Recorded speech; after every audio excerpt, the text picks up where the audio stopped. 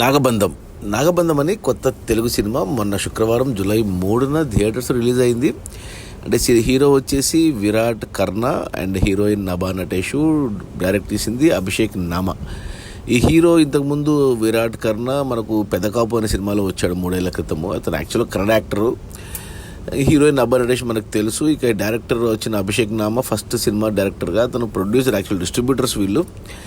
అతను ప్రొడ్యూస్ చేసిన సినిమాలు చెప్పాలంటే గూఢచారి ఒకటి తెలుసు, ఇంకొన్ని సినిమాలు కూడా ఉన్నాయి. రీసెంట్గా డెవిల్ అనే సినిమా కూడా తీశాడు ప్రొడ్యూసర్గా. డైరెక్టర్గా మొదటి సినిమా.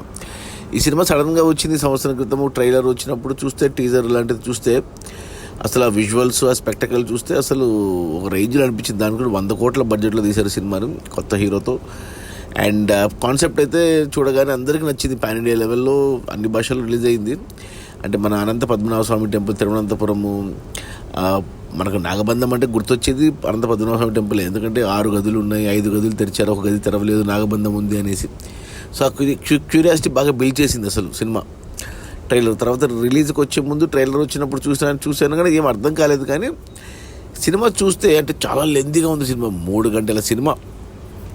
3 గంటల సినిమా. ఇక మొదటి స్టార్టింగ్లోనే మనకు ఓపెనింగ్ షాట్లోనే ఇది 1967లో జరిగినట్టు చూపించారు. అంటే సినిమా అంతా 67లో జరుగుతున్నట్టు. ఫ్లాష్ బ్యాక్ 1757, 200 ఏళ్ల క్రితం జరిగినట్టు.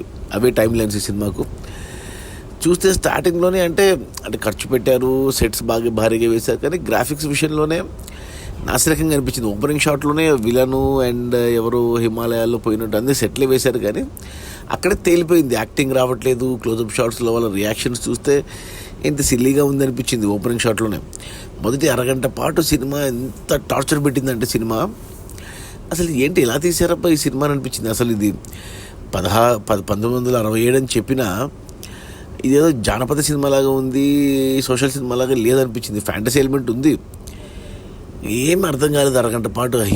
హీరోకి వీళ్ళకి తేడా లేకుండా ఉంది. ఇద్దరికి బాడీలు ఉన్నాయి. వాళ్ళు క్లోజప్ షాట్స్ తీసి లాంగ్ షాట్లో చూసి ఎవరు హీరోనో ఎవరు విలనో అర్థం కాదు. దానితో అంతా టీవీ ఆర్టిస్ట్ని పెట్టారు.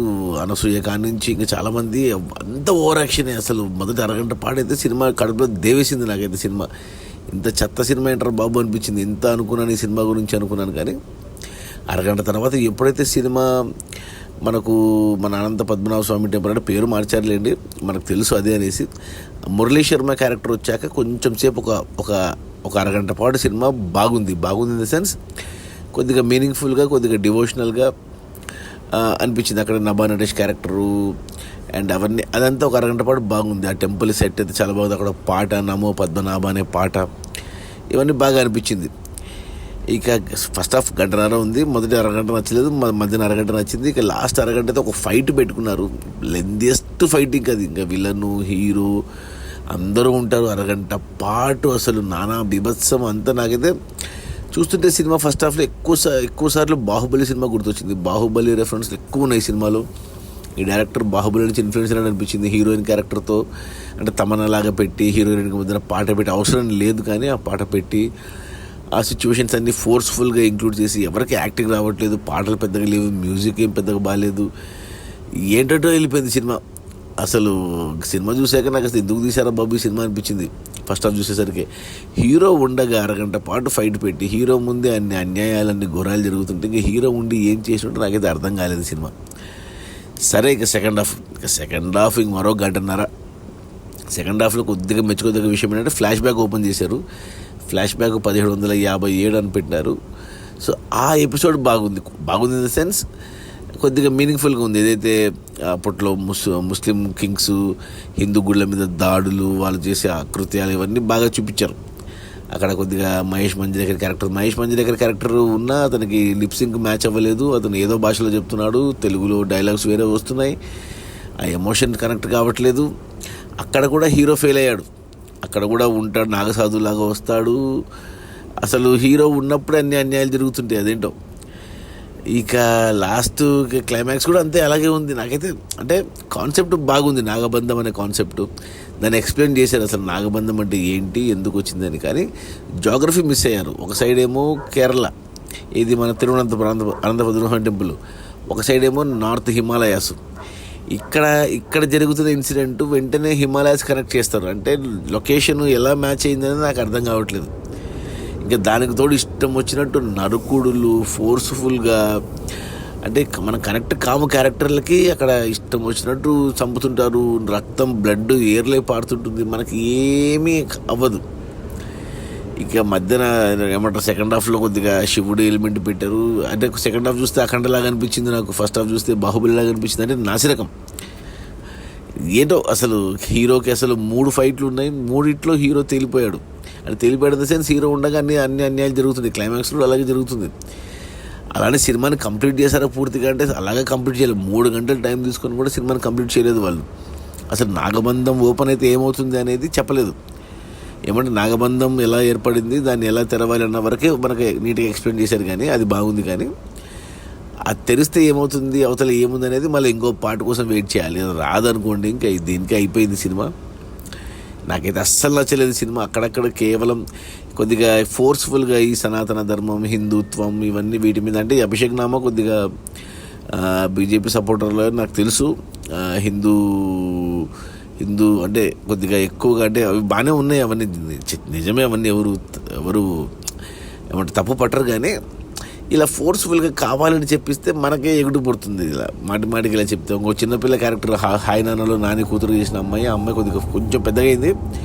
ఆ అమ్మాయి క్యారెక్టర్ని పెట్టారు, అసలు ఏడుస్తూనే ఉంటుంది, అరుస్తూనే ఉంటుంది, ఇరిటేషన్. ఇంకా జగపతి బాబు పెట్టారు. ఏంటంటో సినిమా అసలు ఎవ్వరు సెట్ కాలేదు ఈ సినిమాకు. హీరో కానీ నుంచి హీరోయిన్ వరకు ఇంటర్వెల్లో హీరోయిన్ ఏదో ట్విస్ట్ పెట్టుకున్నారు, కానీ అదొక్కటి ఎక్స్పెక్ట్ చేయలేదు. కానీ అదే అనుకున్న స్టార్టింగ్లో నభా నటేష్ కనపడింది ఒక వేరే క్యారెక్టర్లో, మళ్ళీ వెంటనే ఇంకో క్యారెక్టర్లో కనపడింది. నాకు కన్ఫ్యూజ్ అయ్యాను. అసలు స్క్రీన్ ప్లే లోపల చాలా ఉన్నాయి. డైరెక్షను ఎలా పెట్టాలంటే ఈ సినిమా నేను చూశాక నాకు అర్థమైంది ఏంటంటే, సెకండ్ హాఫ్ని ఫస్ట్ హాఫ్గా పెట్టి ఫస్ట్ హాఫ్ని సెకండ్ హాఫ్గా పెట్టిండాల్సింది. అప్పుడు సినిమా బాగుండేది. ఎందుకంటే సెకండ్ హాఫ్లో ఫ్లాష్ బ్యాక్ ఏదైతే ఓపెన్ అయిందో అది కొద్దిగా ఇంట్రెస్టింగ్గా స్టార్ట్ అయింది.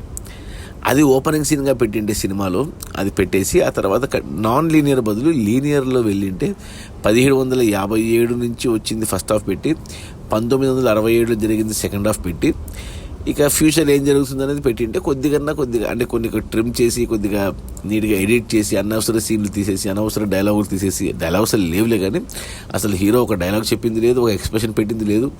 క్లైమాక్స్లో కూడా ఒకటి చెప్తాడు చిన్న డైలాగ్. కానీ ఏమో నాకైతే నేను ఎంతో అనుకున్నాను నాగబంధం గురించి, కానీ మరి ఇంత దారుణంగా ఉంటుంది అనుకోలేదు. బట్ ఏమంటే కాన్సెప్ట్ మంచి కాన్సెప్ట్.